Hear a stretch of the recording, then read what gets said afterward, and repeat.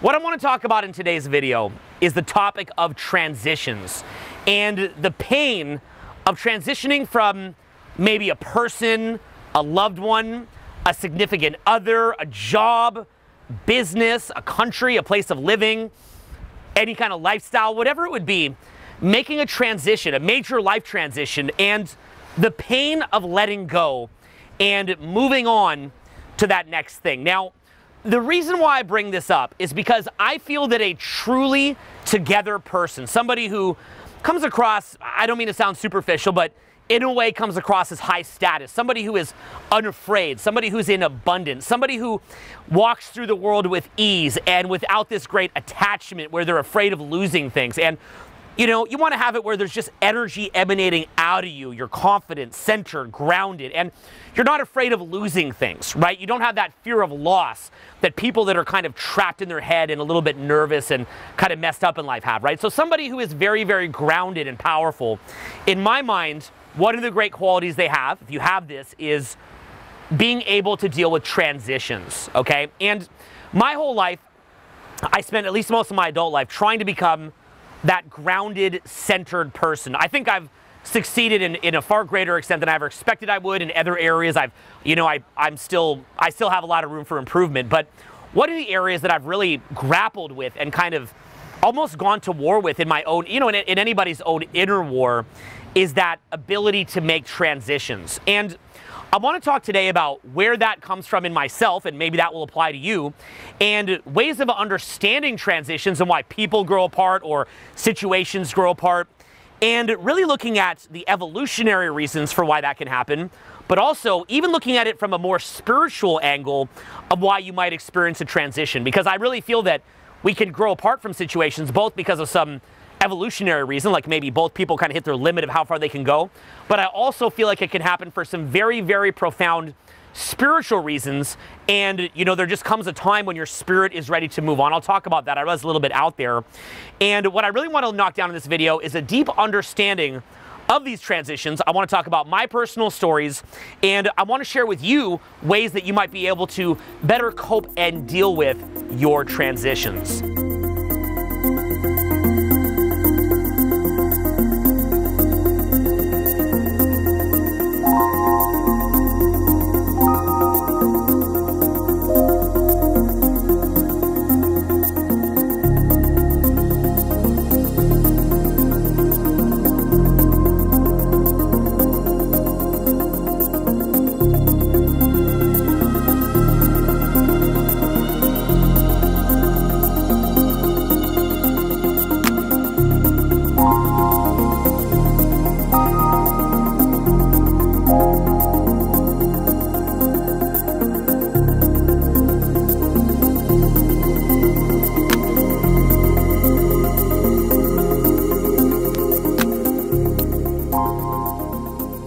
I want to do this video right here in Miami South Beach because this place and really this year or even this moment have a kind of special sense of transition for me. I can remember when I first came to Miami South Beach, maybe 10 or 12 years ago. And this place for me, it was really my vision of paradise. Ultimately, that's basically how I felt. I'm in paradise. Now that might surprise you. I feel like a place like Miami, you can really see it either way because you could actually view it as kind of cheesy and ridiculous, or you can view it as paradise. There's actually plenty of things here that are kind of sketchy and ratchet and not that beautiful.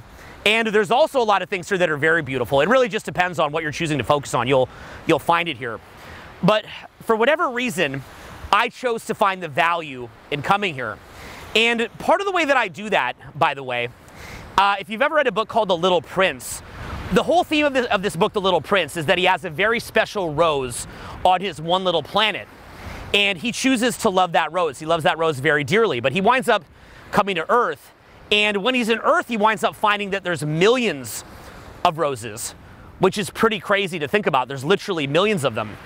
And he looks at those roses and he says, well, what's so special about my rose now that I see that there's like thousands and thousands of roses right here? And what he realizes in his kind of existential crisis is that he chooses as his choice to love that rose that's on his little planet. He decides as a conscious being in his universe to create his own reality and to love that rose. So for me, in many ways, whenever say I come to Miami, I get it that there's many other cities in the world that I could choose to love. But I make a decision, you know what? I'm going to choose to love this city or this place. And the same goes even for any significant other that I've had in my life. I mean, I've hit a point where I know how to meet people very, very quickly, and I can really have plenty of people that I can spend my time with, romantically or as friends, plenty of opportunity there, which is amazing. I've worked really hard to learn how to do that. So when I get into a relationship, it's the same kind of thing. It's not that I couldn't meet somebody else, but I've made a conscious decision to choose to love that particular person. And I've really invested into it. I'm not afraid of doing that. And likewise, even with business, take this business that I do here. There's many, many different businesses that I could choose to do, but I've chosen to really invest in this one. I've chosen to invest in you as somebody who follows my content or takes live events with me or buys our programs. I've chosen to invest in you and to care about you. And I hope that you can feel that you can feel my genuine love for you and my genuine love for my craft. It's not that I couldn't have done many other things, it's that I made a choice. I said, you know what? As a conscious being, I choose to love this craft. And in many ways, I hope that you see that even with other people who I've worked with. I've made a decision to really embrace them and love them, okay? Just a funny thing for me to say, but I make that choice. It's not that I couldn't work with other people, but it's that I make a conscious choice to love and care about the people who I work with, and really to make them people who I view as family, and to go to bat for them. I would honestly challenge anybody to find another major public speaker in the world that has actually helped to cultivate the brands and personas and content of so many other teachers. And when I do this, it's usually me spending years on any particular instructor that I've worked with, teaching them everything I know, every distinction, everything I know about the craft, about teaching, about video creation, content creation, and literally spending years of my life to help build them up out of love, because for me, I've chosen to say, you know what? I embrace you as family. I choose to say, I love the life that we've built together as a team. And so whenever I make a decision to do that, I'm all in. That's really just the way that I am. I'm gonna go all in, and I'll choose to make somebody as family. It's a decision that I make. So for whatever reason, that's an ability that I have. And it may come from an unhealthy place, like being codependent, but it also can come from just a place of love and making a decision to go all in. So anything you've ever seen me do, whether it's to help another teacher to reach their potential, or to help a client reach their potential, or to help a video reach its potential, to help you reach your potential, my general life philosophy is to love, to go all in. And even though there's a million things that I could do, like the Little Prince, there's a million roses, I choose to say no. My conscious decision is, it's more important for me to feel that feeling of love, and for me to use my conscious mind to make a choice that amongst a million options, this is what I'm choosing to ascribe value to. I'm making that choice. It's more important that I do that and feel the creative spirit of sharing and family and love. That's more important to me than it is to just keep looking for the bigger, better deal all the time. So when I bring someone into my heart, or a situation in my heart, or a city into my heart, I do so unconditionally.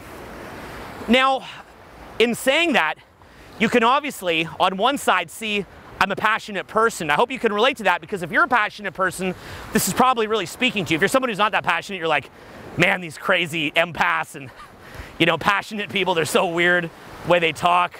Just get to the point. How do you get that money? What's the point of this, right?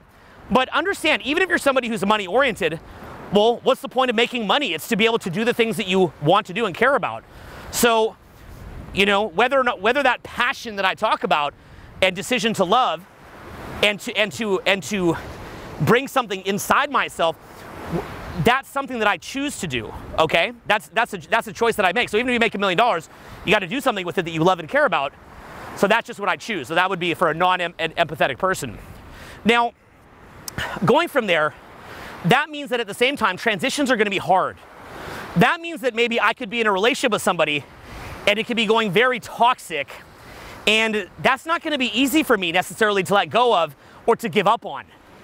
Or I could be working with somebody who is piping off and just making things really difficult and painful for everybody and just kind of suck.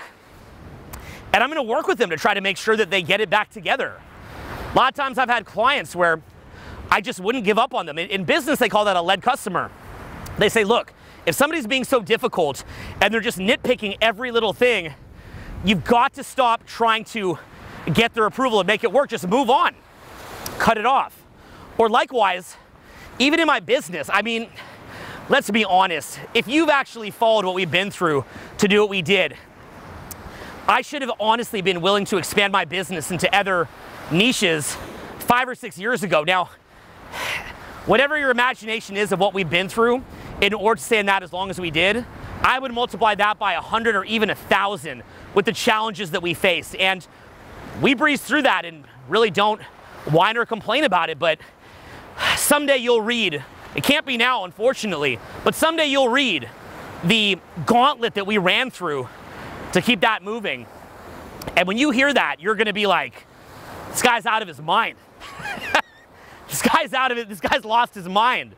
Why are you so stubborn? But, you know, it's because I choose to love my craft and I choose to believe in the people who I work with.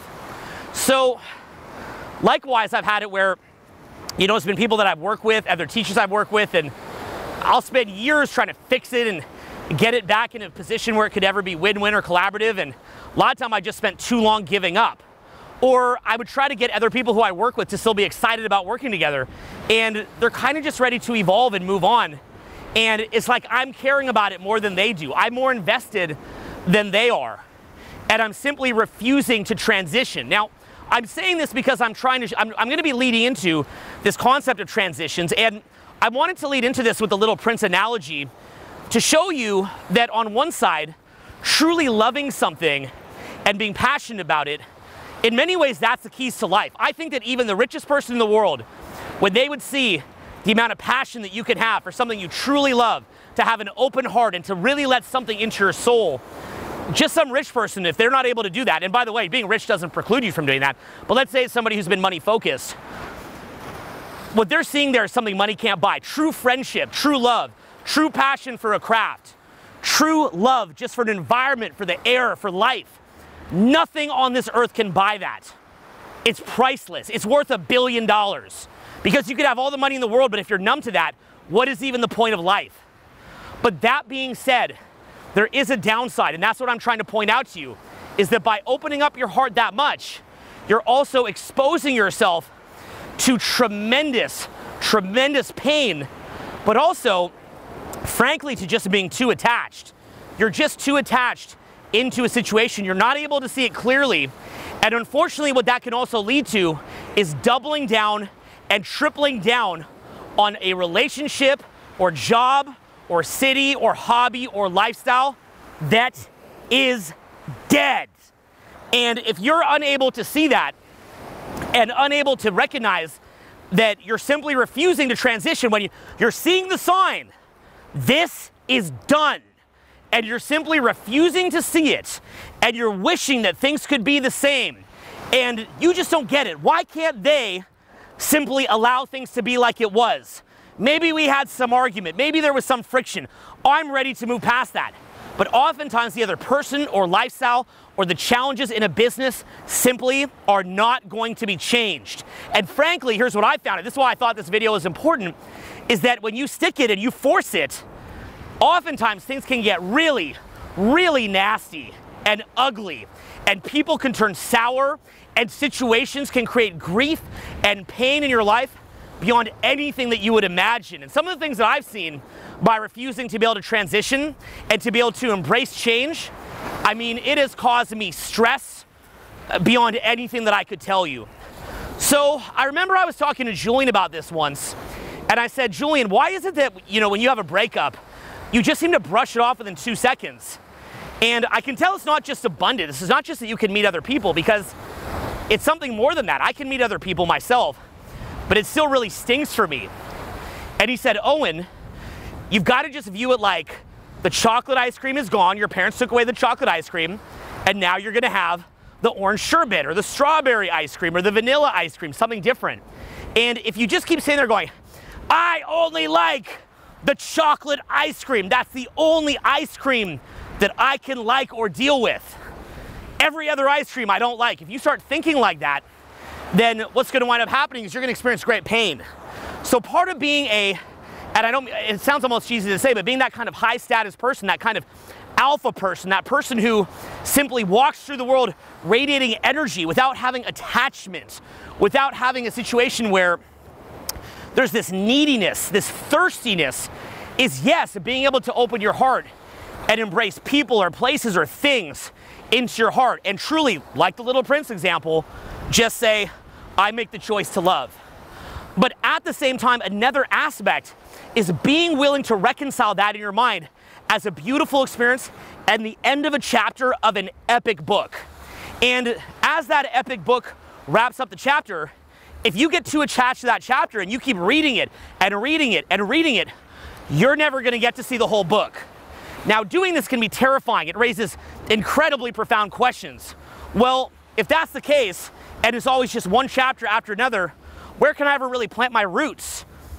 And what I'd say to you is, look, someday you're gonna die, and your soul is gonna leave your body, and everything that's here, you're gonna lose. So in many ways, these transitions, these incredible losses, you should be aware this is preparing you for a greater inner journey and spiritual journey, a journey of the soul that you're going to undertake. Because this loss that you might have experienced, I promise you, it is nothing compared to what's coming. Nothing, okay? And that's a good thing because this journey has a bigger meaning. So what we're gonna talk about next is, again, like I said in the introduction, a little bit about the evolutionary reasons for the need for a transition, some kind of separation, also the spiritual reasons. And what I'd like to do is give you a lot of ways of thinking about these transitions that will make it healthier to where you can still invest your heart into something, be an open person, not be jaded to life, nasty and mean, but at the same time, truly appreciate and love that experience or person or lifestyle or event or city or whatever it was that you had, maybe a job, business, whatever it was, but at the same time, understand those transitions and just view them as another beautiful chapter of the book of your life.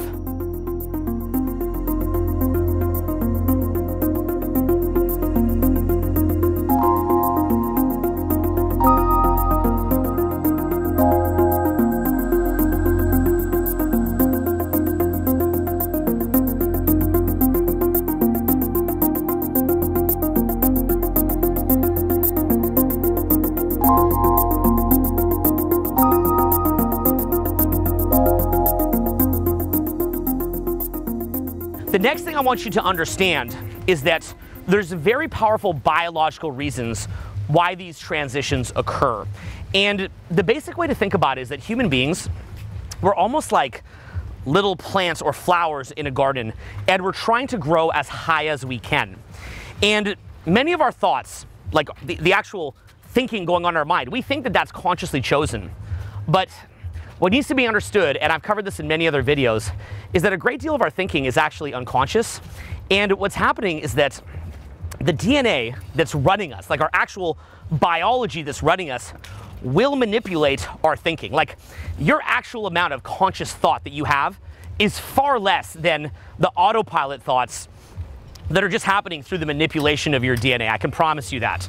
So what happens is that when somebody sees a point where their biology is sort of hijacking their thoughts and saying, look, you've got to transition out of this, whether it's a personal relationship, romantic relationship, friendship, business, whatever it is. Unfortunately, what will start to happen is that the DNA of the person who's thinking, maybe of leaving you or ditching you, or maybe you're doing it with them and you're leaving them, their DNA will hijack their reticular activation system, okay? Now, reticular activation system is your selective focus. You need to do a search for this if you've never looked it up. And in effect, what happens is that the way that you're perceiving things is very, very subjective. There's thousands of events that you could be focusing on, and your DNA is going to look at what's in your advantage, and it's going to cause you to zone in with your RAS on whatever events make sense to you so that you can continue to grow. And likewise, your friends, romantic partners, business partners, whatever it is, they're basically doing the same thing.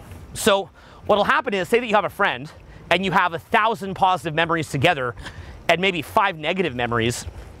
If they're happy with the friendship and they feel they're growing through it and their DNA can kind of unconsciously recognize that, then what's going to happen is it's going to keep them locked in on the 1,000 really good memories. But once that person can see, wait a minute, I'm not growing through this friendship or business partnership or whatever, then what's usually going to happen is their RAS is going to lock in on the 5 negative memories, and it's going to overdo them and overblow them in the person's mind, and really make that person feel as though, wow, it's such a bad idea to stay friends with you. And what's going to happen is that they're now going to suddenly rationalize, wait, this is not a situation that I even want to be in. And they're basically just going to start feeling like, you know, get me out of here is what's going to wind up happening. And what's going to happen is this person who you really care about, suddenly what you're going to see is they start coming up with a lot of complaints. They're unhappy, and they kind of just want to get out of the situation. You're going to see this all the time. And it can be very shocking because if you're heavily invested into that situation, you really care about them, it's very, very shocking to watch them just start throwing out all these random obscure things. And things, this is where it gets confusing, okay? The things they're going to hit you with are true, but what's untrue about it is that they're overly focusing on a couple things that are pretty minuscule, and they're forgetting about all the great things. They're in effect throwing out the baby with the bathwater. And what's funny about this is that you can be very, very frustrated by it, but later what can often wind up happening is you'll see that you did the same thing to someone yourself and watch the rationalizations that you had yourself. And when you see yourself doing this, it's very, very intense. When you're like, wow, I'm also capable of doing this. It's pretty weird. So there's a biological aspect to it. And this is where it gets tricky because when you really care about a lifestyle or job or person or romantic partner or someone you're dating, you're really into them. And then you see that, wait a minute, this is ending. That can really, really freak you out. It can make you feel like absolute crap. It can make you feel miserable. It's honestly one of the worst things that you'd ever experience, when they just don't care anymore. And you're still invested and you still care. And what can happen for people who are empathic is that for empaths, they tend to care a little bit less about whether or not they're growing.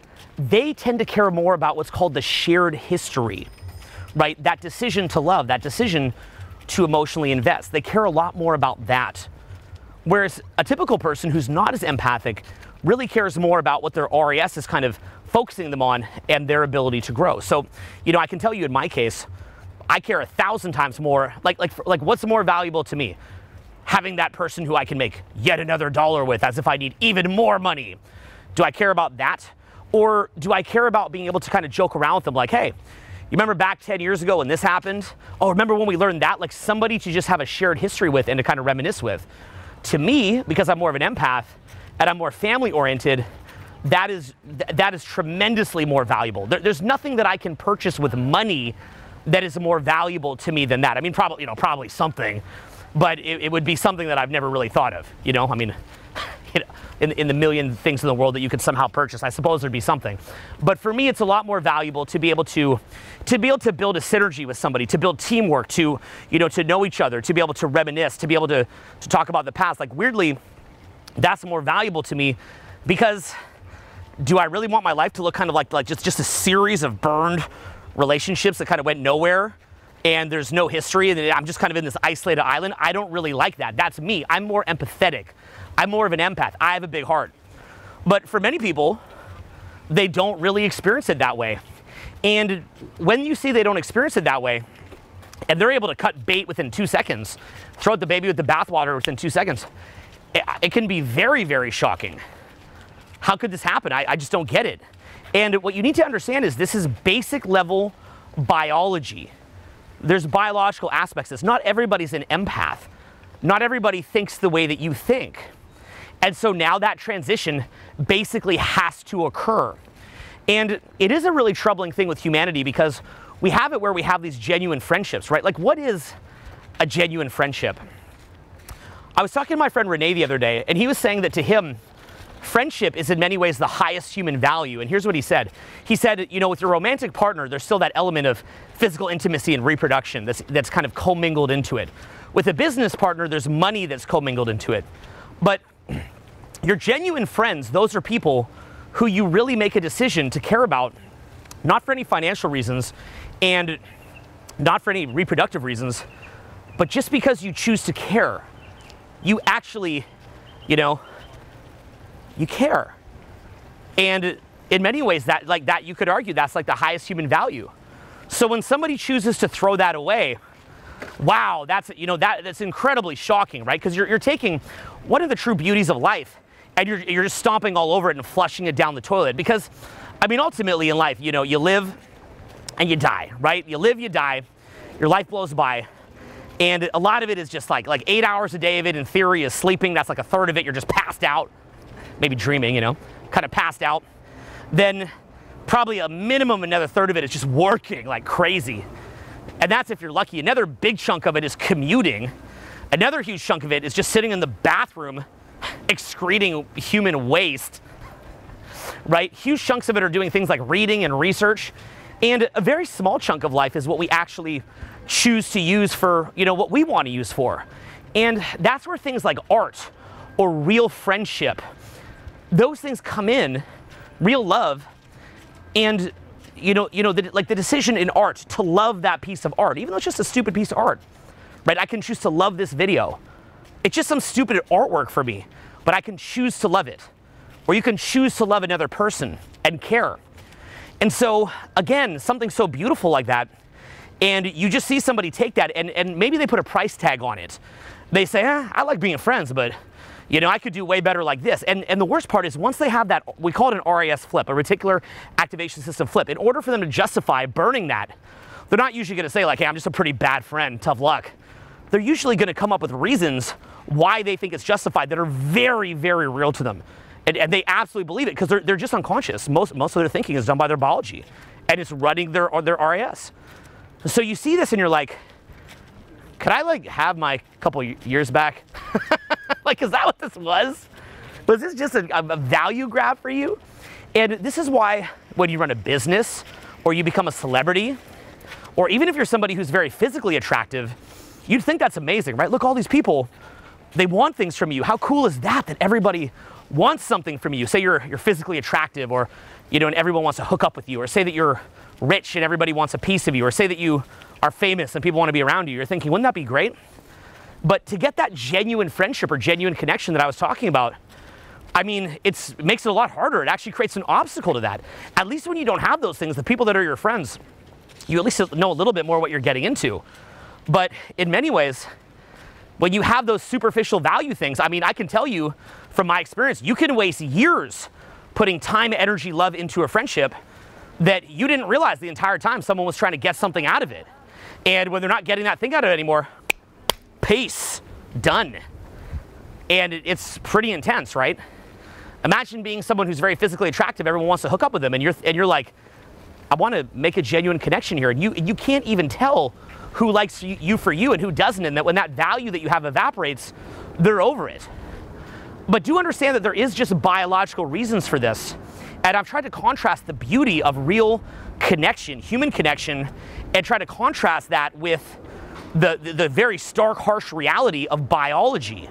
And realizing that not everybody is a giver, not everybody's thinking win-win, not everybody is an empath, not everyone has a huge heart, not everybody, you know, may value connection. And unfortunately, when you're somebody who is very empathic, it's hard for you to realize that not everybody thinks like you. And this is huge.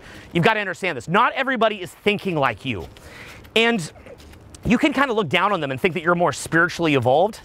And to be fair, that may well be true. When people are more in coping, they're more kind of desperate, and they're more in a kind of a dog-eat-dog mode. To me, it's kind of pathetic, frankly, when somebody's like that. They just view everything as this kind of zero-sum game.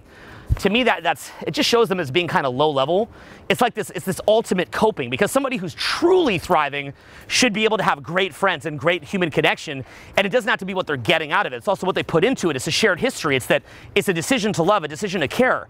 Somebody who views everything as this kind of transactional relationship, it's like, Well, how pathetic are you that you're not on top of that? You should have enough money or enough physical intimacy or enough things in life in abundance that you shouldn't have to devolve to everything being transactional.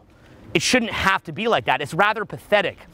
But unfortunately, a lot of people just kind of are in that coping. And you don't realize they're in coping because they hide it very well, but they're in tremendous pain. And you can see it right in the eyes. You look in their eyes and you can see a darkness in their pupils, a sort of a shark-like look that they'll have. And they may look like they're crushing it, but they're literally in so much pain that they don't even have the capacity to observe the higher things in life like art, love, human connection, or those really beautiful kind of like that kind of 5% of life that all the, you know, the crapping and sleeping and working and hustling and commuting, you know, that all kind of like is made worth it by those moments of beauty that we can have in life. So again, when you know, in losing that, and when you think of the contrast between those two things, the stark contrast between the harsh biological aspects and the beauty of true human connection, it is very, very shocking if you're not someone who's in that kind of mindset. Now, there's two types of people, as I mentioned, that are watching this video. One are people that are more empathic, have a big heart, and they're like, this is probably speaking to you if you're in that camp in a big way. For somebody who's more kind of just get to the nitty gritty, I'm just kind of like a hard hustler, and you know, I don't really care about all this. I guess what I'd say to you is, I mean, there's probably like two main ways you could take this. One would be a very bad way, in a pretty negative way, which is like, ha ha ha, now I know how much of suckers these empaths are and how much I can kind of dupe them. I hate to say it, but there's actually probably like a small percentage of people watching that are that much in coping and in a kind of pathetic reality of life.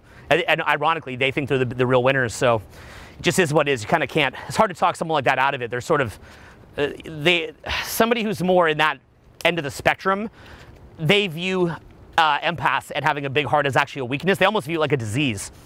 They're wrong, by the way. They are flat out wrong. I can make a whole other like 10-hour video on this of why they're just so wrong and so limited. But you know, they've limited they basically have limited their true potential to get the true beauty of life. They've limited that so that they can feel like they're winning in this kind of weird, abstract, conceptual world of like wins and losses is in effect what's happened to them. It's one of the saddest things you actually ever see. And you should feel bad for people like that. And so they may take that in a negative way, but also if you're someone who's a bit like that, I hope that even talking about this can kind of open you up a little bit to other aspects of life. Like, hey, wait a minute, this is maybe a coping thing. I'm not actually this big winner. I thought I'm the big boss, right? And you're not. You're just not. Even when you see people that experience pain from forming connection or from caring, that's a sign of strength. That's not pathetic. That doesn't mean they're in scarcity either, by the way. Spent 20 years learning how not to be in scarcity myself. That's not scarcity. That's not weakness. Weakness is being so afraid of being hurt that you're in a continual mode of shutdown.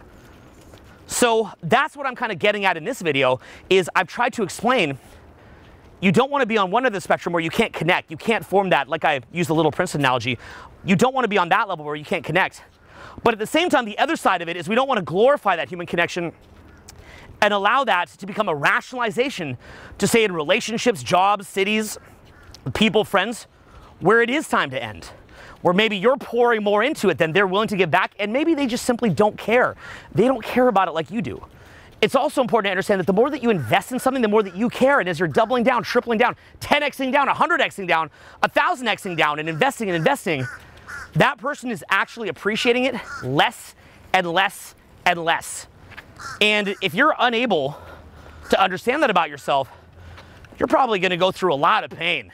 I mean, and you're really feeding something, you're putting your time and life energy into something that you shouldn't be putting it into. Because why do you want to spend your life energy on people that are not appreciating what you're bringing to the table when you could be spending it on someone who truly, really loves you and cares about you? So that's the basic summary of the biological aspect. Understand it's like plants that are growing, and when it hits that point where it can no longer grow, that's it. You're going to see it tends to split apart. That's just reality, right? And so if you run a business, you want to keep doing business with somebody, you've got to kind of show that sort of biological entity, how the growth can continue together.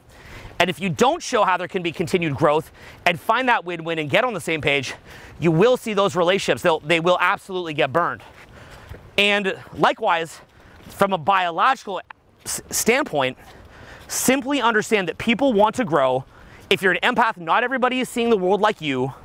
And from there, the basic understanding is that you want to be coming at everything in your life to where you're aware of the biology, you have an appreciation for the biology, and you're now taking action to deal with those biological aspects.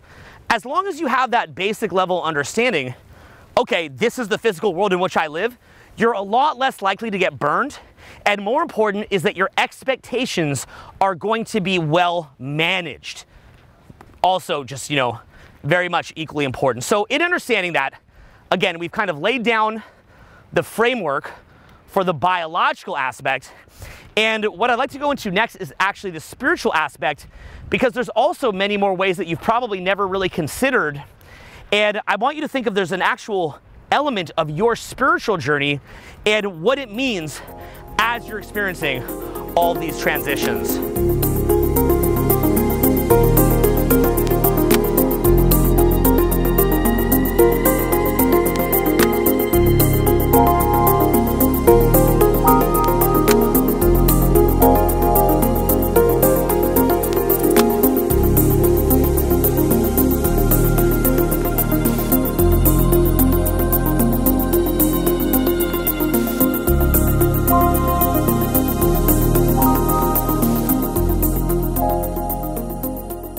So we've covered the biological aspects of why a relationship might end, or a friendship, or a business partnership, and I hope that's made some sense to you. And I really try to cover that from a unique angle and kind of take a different inroad to it to help you to understand it, maybe a little bit different than you've heard of or considered.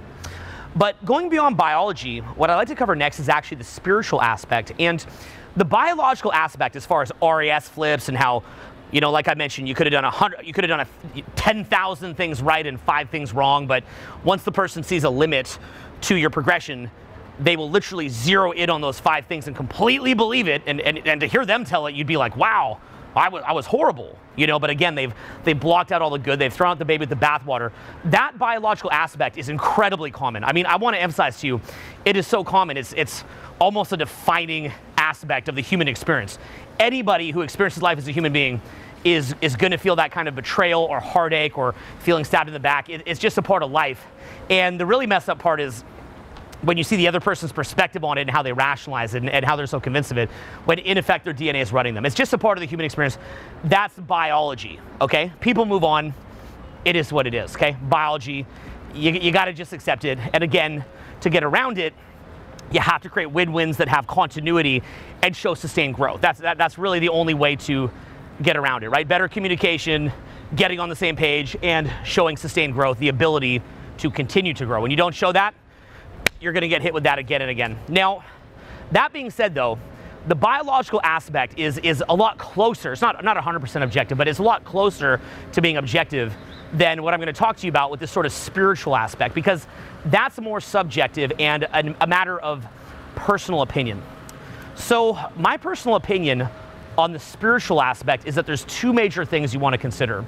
The first is your life's journey and your spirit's journey, and the second is how, as you elevate in what in spiritual jargon they call your vibration, when you become more high vibration, you'll also have it to where people can't resonate with you anymore necessarily. So let me give a couple examples of each of those.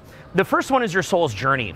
Many people who believe in this whole idea of the spirit, and this head thing is new. This is awesome. Is that Winston Churchill, Alfred Hitchcock? No, he's got a goatee. Well, I'm not sure who that is, but it's awesome. So anyway, as far as the spiritual side, if you believe in that kind of spiritual journey, then you might even believe that your soul comes to the earth with some kind of contract about what it is that you're here to experience. And some people even believe that and this is getting out there, that we even have a soul family, and that we might even make, before we come to the earth, we might make an agreement with other people, like, okay, so you're going to really annoy me, and you're going to yell at me, and you're going to betray me, and you're going to do this, and you're going to do that. And it's all there to give you a lesson. It's all there to take you through this kind of psychedelic journey, except even more psychedelic than, say, a psychedelic is life.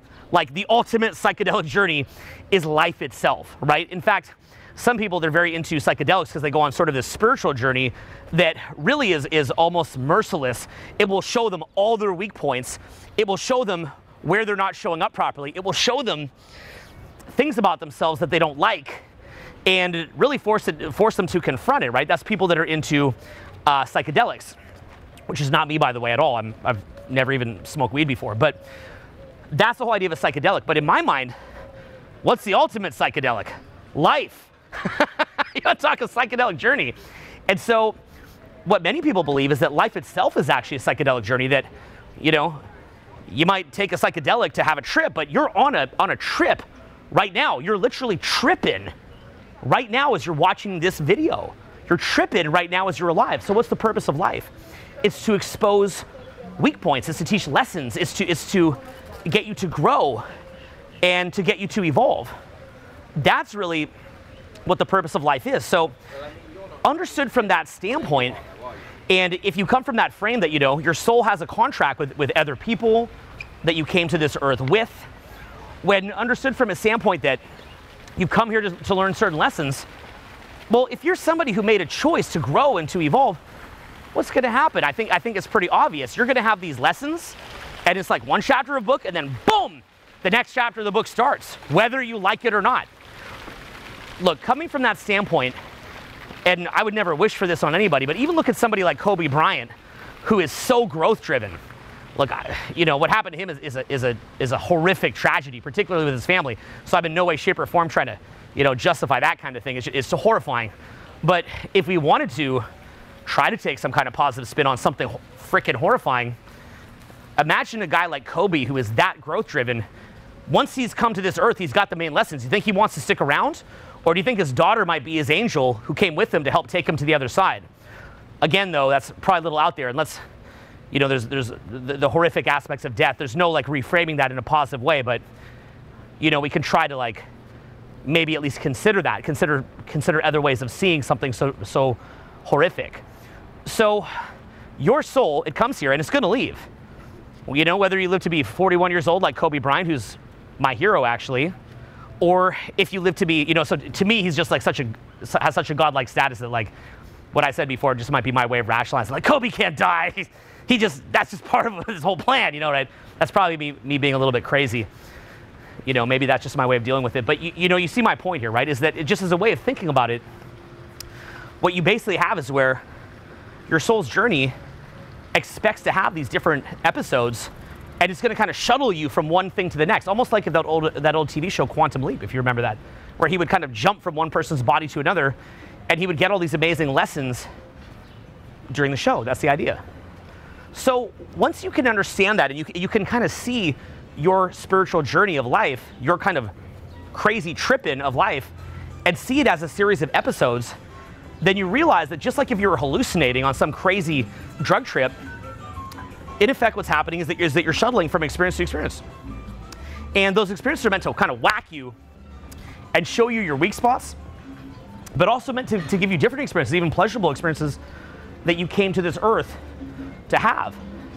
So that's a part of your soul's journey. So once you understand it in that way, I find that it kind of buffers or cushions that horrifying feeling of a transition that you may not have wanted.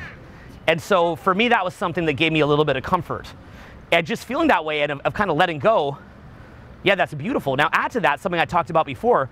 Part of the journey of life, if you believe in the spiritual side, and that's up to you, it's a lot more subjective, you know, as opposed to what I was talking about before, the biological aspect. Another aspect to say from the spiritual side is that the spiritual being that you're evolving into is probably one that has far higher power and, you know, a far greater existence than the physical existence you'd have on this earth. And that being would have to be one that is not overly attached to different things. You know, imagine that your spirit is free. It could shoot all over space. It could shoot into other dimensions. Well, obviously it has to be able to just kind of come experience something and then let it go and move to the next thing. So consider that for a moment. Imagine what your spirit would look like after your passing. Part of that is, and part of the lesson that you get on this kind of crazy drug trip, right? Because again, if you're a spiritual being, coming into this physical body is the ultimate drug trip. You're already on a drug trip. Wake up. You're not seeing it. Well, from that standpoint, in effect, what's going to happen is that you'd have to be able to go through transitions, and that letting go would both be letting go in different transitory moments in life that are quite painful, but also eventually letting go of your entire life. And part of people on this earth, part of their journey is to have their friends die and learn to let go of them. That's a part of this larger vision of life. We want to respect life, value and treasure life, and avoid death at all costs. But I'm just trying to show another way of thinking about something very painful, right?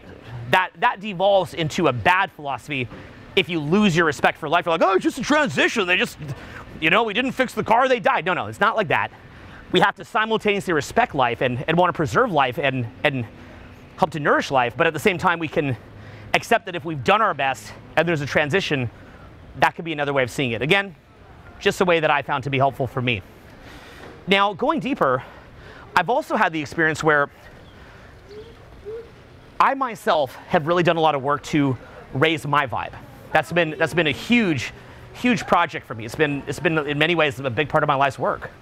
And unfortunately, what happens is that we can only resonate with other people that are at a similar vibration, typically. It's hard to resonate with somebody who's in such a different vibration than you. And so what I've experienced in large part is as I raise up, maybe at one point I was in a lower vibration and life was just harder for me. Life was just, frankly, a lot more difficult. And so what I wind up doing is I raise up, and at a lower level, let's say that the people who I used to be friends with, they like to bother me by complaining a lot. They always want to kind of talk crap. They want to kind of, talk bad behind people's backs or complain about life. And that was the way that we bonded. Well, when I stopped doing that, often they can feel even offended. Why don't you want to bond with me anymore? By complaining about everybody and crap talking everybody. They actually feel offended. That's the vibration they live in, is one of crap talking, complaining, finding wrong, being unable to be happy in the present moment. Life is hard for them. They're in a lower vibration. So if that was how you bonded with somebody, and then you start to move up, they can often be repulsed by you, and you think, well, as I move up, I want them to come for the journey. Or maybe you have a certain job, and you just weirdly don't resonate at that job anymore, and the boss winds up firing you. Or maybe there's a certain city, and that city has like a certain vibration to it, high vibration or low vibration, and your vibration moves up, and you just don't resonate there anymore, and for whatever reason, that has to end. Well, that is a part of growth. That's a part of life. And where this gets really, really trippy, and it can really hurt, is that, and this is sort of weird what I'm going to tell you, oftentimes, as you're raising your vibration, the person who's kind of complaining about you, they'll start to do something that's known as gaslighting. And gaslighting is where you make somebody else feel like they're the one in the wrong when it's really you who's causing the problems, but you kind of make them feel like they're the problem. And so someone might start gaslighting you, and they're like, you're doing this wrong, you're doing this wrong. And you're like, wow, okay, I'll take that feedback. So you take the feedback, and you improve. But here's the funny thing. When you improve, they complain even more. Because actually, here's what you didn't see. If somebody's in low vibration energy, they want to always have something to complain about. So they'll find things. Now, at first when they're finding things to complain about, it'll be things that are real. Because even though they're in low vibration, their low vibration energy will draw their reticular activation system, their selective focus, their RAS. Their low vibration energy will draw their RAS on the negative. So they'll naturally find, they will, you want to learn to you want to get some constructive feedback, just ask someone in low vibration. They'll be like, you're doing this wrong and this wrong and this wrong. You're like, whoa, okay. They're going to show you. Like that, that's what they're good at. They're good at fault finding. Now, at first, when they're fault finding, they're going to find things that are real, and you'll feel guilty if they're gaslighting. You're like, wow, I got to fix those things for the sake of this relationship. I care. I don't want to transition out of this. So you start fixing it. Now, you're thinking that as you fix it, they're going to become more appreciative. They're going to become easier to deal with.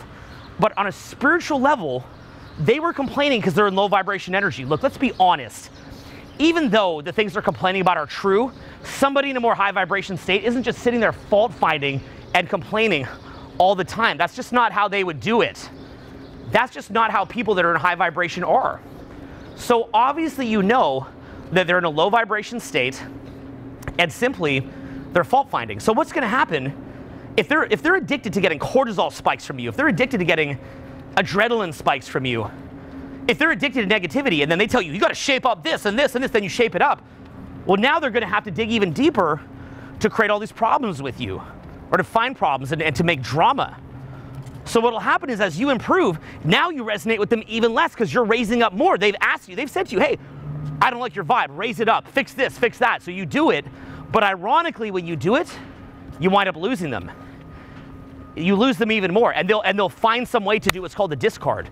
Somebody in low vibration, they love doing what's known as the discard. You can look this up. So spiritually, they're just not really ready for what it is that you have to offer. They simply just don't have it. And you might feel this weird urge to blame yourself, but don't blame yourself. It's not on you. You didn't cause this. They simply did the discard because that is just frankly where they're at. So remember that as you raise up, what happens is that the people that are lower vibration, they're naturally going to split off. They can't help it. They have to split off. They literally just can't help it. And your job, in effect, what you've got to do is you've got to get it to where you can accept that as you raise in your vibe, they're going to break off. And often, look, they often come back later. Usually the way that it happens in these cases is that they make you the enemy of the week, because they always, someone in low vibration has to have the enemy of the week. Later, when you're out of their life, they find some new enemy of the week. And once they have that new enemy of the week, they're not really going to have a problem with you anymore. So what you'll find is, as I mentioned, ultimately, you're at a certain vibration, and if people can't vibrate with where you're at, they're going to just naturally break off. It's going to happen. People, places, businesses, things. And it's hard, but I've got to ask you, do you want to just stay where you're at? I've seen it where couples, one of the two in the relationship will literally sit there trying to hold that other person where they're at by pumping them with low vibration energy. And if you don't accept that it's time to go, you're going to be stuck in that. So the basic hallmark of high and low vibration energy is that people in high vibration energy, there's a realm in which things can be easy without a ton of complaining. There's just, it's a different paradigm to where your RAS has access to different ways of making things easier, okay? That's higher vibration. There's ways that you could do something that are hard, ways that you could do it that is easy. When you're in a higher vibration, you're able to see those easier ways. At a lower vibration, you can't even see it. That's why a homeless person, there's many reasons for this, including mental illness, genetic, biological, but from a spiritual side of looking at it, what they'd say is, the homeless person can't even see the better way of doing it. So if you've raised your vibration and there's simply easier ways to do things, you're entering into a better realm, yeah, you better realize that sometimes somebody who's addicted to that harder realm of complaining, fault finding, crap talking, things being hard, they're just not going to resonate with you anymore. So that's ultimately the spiritual side of it. There's your soul's journey, but there's also just the fact that sometimes a situation just doesn't resonate anymore on a spiritual side. And once you can accept that, well, now you can transition and you can choose to love those people, places, situations, things. You can choose to love those situations, but again, view them as a chapter in your book, not a chapter that you're addicted to, but a chapter that you appreciate, you cherish. Even if some people are a bit salty, that's okay. Your experience is your experience, and you can move on.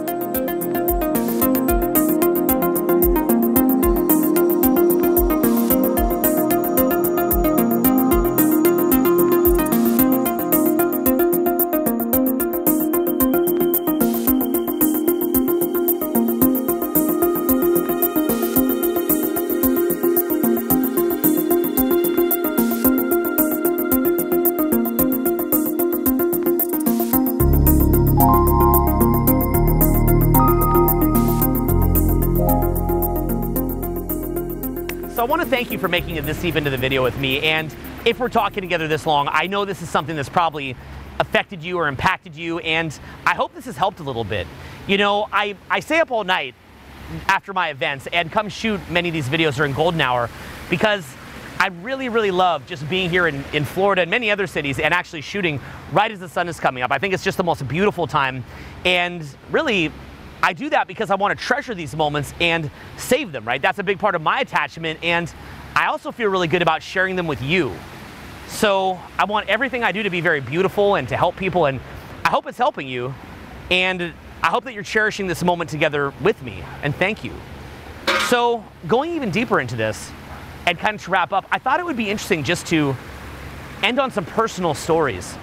Stories that I've experienced, stories of attachment where I've been too attached, and I was actually able to kind of go through the fire of that attachment and get to a point where I thought to myself, you know what? I've powered through this attachment.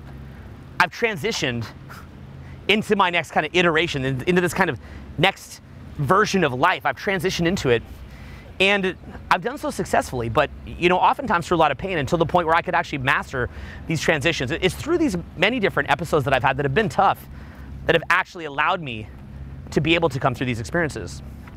So there's been a number of them, but I think the big one for me, you might remember a really, really bad breakup that I went through a number of years ago. I made a video about it. I was with Julian, and really, really tough breakup. So I can remember I was with that girl, and way back in the day, one of our favorite things to do was we would actually go just to Runyon Canyon. And Runyon Canyon is this really, really beautiful hiking trail in Los Angeles. And if you actually drive to the top of it, you can actually kick it up there. Me and her, we used to kick it up there. She had this really cool Jeep, and there was sort of like an air mattress in the back, kind of like a foam pad in the back. And a lot of time at nighttime, we would just kick it up there, and we'd talk, and we'd have a nice time. We'd hook up. It was like kind of like magic. And I always valued that time that I spent with her. Well, later, I had one of those experiences that I was sort of referring to before about, as I was kind of raising up, we couldn't really relate anymore. And things got a little bit salty. And by a little bit salty, I mean 20,000% salty. And I remember what I wish was, why can't we just have it like it was before? Why can't we just chill together and be on each other's team? That was really what I crave, is why can't we just be on each other's team? Why can't we make it how it was? And so I remember she had just changed a lot. I mean, she'd probably say that I changed a lot, I guess, right? But the way I experienced it was that she changed a lot. And I remember it was nearing the end of the relationship, and I was doing everything I could to try to preserve it. And she was sort of in this kind of angry mood. And she actually drove to the top of Runyon Canyon in Los Angeles. And I remember I was sitting there on this beautiful kind of chilly morning. It's kind of chilly here in Miami, actually. That's why I'm wearing a jacket in Florida. We're in the winter right now. It's this kind of chilly morning in LA, but beautiful. And I see the sun coming up, right? Sun coming up just like how the sun's just come up here. And I literally have her in my arms, and we're talking. And I can just sense a different energy coming from her. I can just sense she's never going to be that same collaborative person with me that she once was. And it was kind of funny. This is sort of a bizarre image I'll leave you with. This is like getting pretty out there. But I remember at one point she kind of walked partway down the hill, and she starts like peeing down it. And she's looking up at me with this kind of face of kind of twisted pain that she'd been in lately. And I remember looking at her and being like, this is my baby. Like, she's got this twisted, kind of warped, deranged, painful look on her face. Kind of just like, because she'd kind of just sunk into that of late for many reasons. I could talk about that a lot too, but we'll just sort of keep the story to this extent for now. And I remember she's peeing, and normally I wouldn't judge someone for peeing. They need to pee. It's nature calls. But I'm literally looking at her, like staring up at me with this kind of like warped, twisted face, as pee is just sort of flowing down the hill. And I look down, I think, what has happened? Like, what has happened? She'd actually had gotten back into partying, right? And it really had affected her mind. When we got together, she'd party sometimes. A lot of people that are very attractive, they're part of that scene. And what happened was she'd gotten out of it for a number of years, but she'd fallen back into it, and it had affected her very, very profoundly. Very, very, again, I could talk all day about this, but anyway, so she'd just gone, and it's kind of just like looking at this really warped situation. And so, she comes back up from this like sort of deranged urination. Not to be mean, I really love and care for this person. I remember she comes up, she's in my arms, and I just keep thinking, why can't it just be like before? And I almost want to say, baby, I don't care that you like went out and hooked up with a bunch of other guys and started getting high and doing all this crazy stuff and piped off on me. I think she'd done a lot of pretty rough stuff. A lot of stuff. I don't care about that. I just love you. I just want to forget all that and just have it like it was before. That's what I felt in my soul at that point. Just, I don't care what happened. I don't care what you did. We've all made mistakes. I've made tons of mistakes. I'm not perfect. I don't care. I love you. I don't care. But as I looked at her in the eye, I realized she's never going to be able to be with me, maybe with someone else, but not with me, what she once was. It's just never going to be like that again. And I had been fighting this breakup so hard. And I realized in this moment, this is over. It's done. It's not going to be the way that it was. This is done. And I can fight for this and try to kind of pull it back in and make it what it was, but it's over. And I felt, and it was like I had been struggling to let go of this relationship for a couple months, really, really struggling. And in a weird way, I realized that it's almost as though, you know, in life, we almost do, it's almost like these quantum leaps in like one version of life, another version of life, another version of life. And I was so attached to this one version of life that I couldn't let it go. And I knew that in many ways, letting go of her would, in this kind of weird way, being me recognizing my own fear of death, my own mortality, and having to let go of my physical body and my experience here on this earth. And that part of my evolution would be to learn to transition. When you feel that time, when the universe knocks and says, hey buddy, it's time for the next version, whether that's different iterations of your life or whether it's the end of your life, you've got to embrace it. And I realized that moment I've got to embrace it, and I just let her go. And I could feel, I was like, I did it. And it was weird. It was like it's like this had started when we first met. We would hang out up here at the top of Runyon. And a lot of time we'd hang out at nighttime and see the beautiful city. It's one of the things that made me want to get a house in the Hollywood Hills so I could see the beautiful view of LA. But before I had a house in the Hollywood Hills, I would just drive top of Runyon Canyon with her. I'd recommend you do that if you go to Los Angeles. Just drive up Outpost to top of Runyon Canyon. Beautiful view, amazing, it's free. Go do it, or go to Griffith Park and do it, the Griffith Observatory in LA. So I'm sitting there, and it was like the sunrise had come, and I have her in my arms, and I say, this is it. This is the end of this.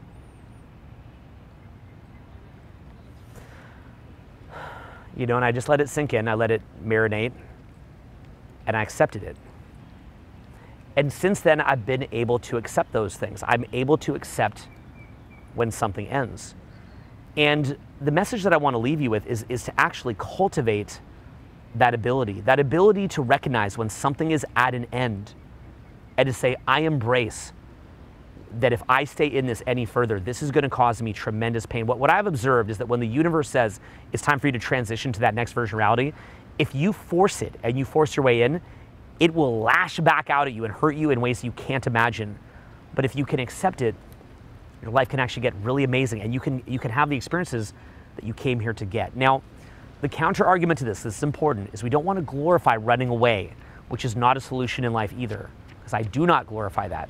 And I think that what I've just said here could become a justification for people to not appreciate who's in their life, to take people for granted, and just to run when things get a little bit hard. And that's also not the solution either. There's a great book called The Dip by Seth Godin. I'd urge you to read that. It's about transition. It's actually Seth Godin, this incredible author, amazing. He called it The Little Book on When to Quit. And it's actually, you never see that, right? A book on when to quit. Normally it's a book about how to succeed, how to persevere. He actually made a book on when to quit. It's called The Dip by Seth Godin. Go read that. And he talks about when is the right time to leave. And I would encourage you to be a soulful person who is able to really give your best into things, to focus on the positive, to have gratitude of the people in your life, not take them for granted, and to not just run away, and to value that shared history with people, places, things, situations.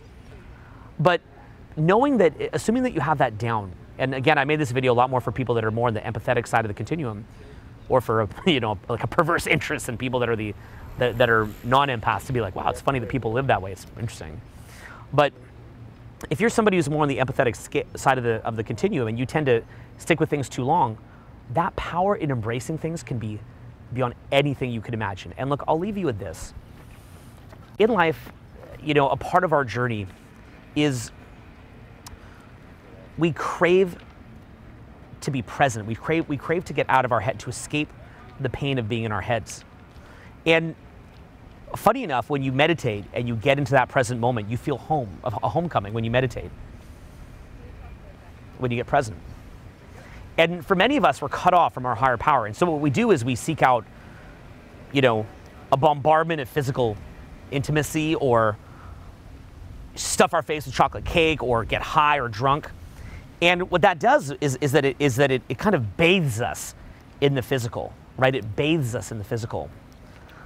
But what we learn through life, I think one of the great lessons of our soul's journey, is that we have to actually learn to bathe ourselves in that present energy, in our higher power and presence. And when you learn to do that, what you'll find is that same sustenance that you had from the physical world, maybe from a city or a situation or a person or a business, you'll get that from your higher power.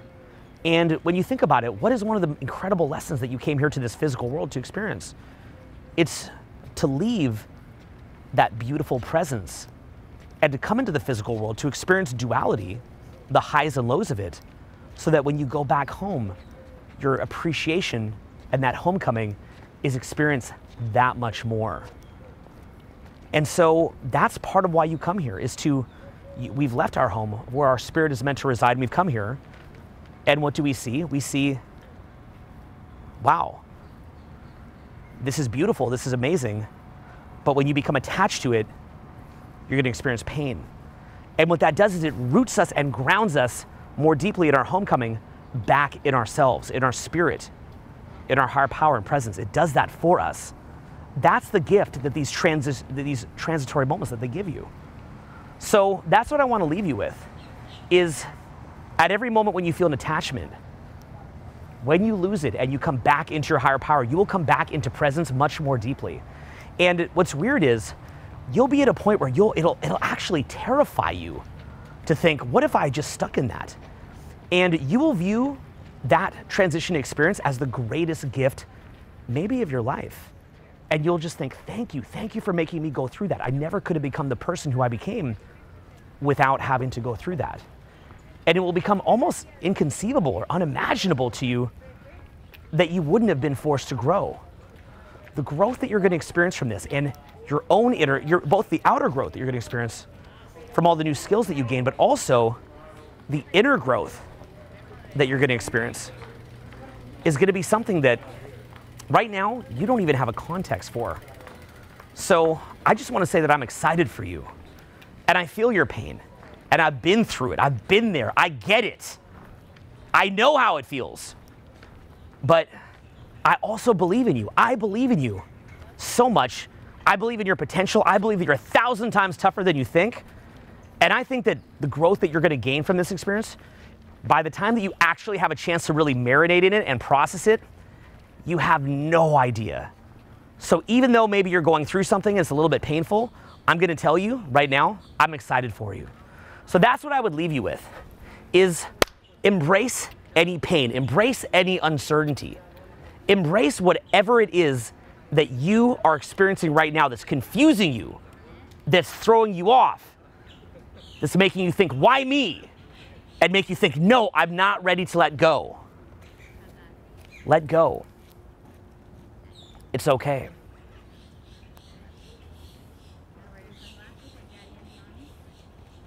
There's a greater reality awaiting you. And this skill in transitions is a part of why you're here on this earth. So I want to thank you so much. Thanks for being here with me. I'm going to go crash out. It's about 10 o'clock in the morning at this point, but not all morning. And just want to share something with you that's so important to me personally, and try to share something with you that I wish someone maybe could have connected with me in some of the things that I've been through. And I hope it helps. So have an awesome day. I'll be back with more. Thanks for being here with me, and I'll see you soon. Peace.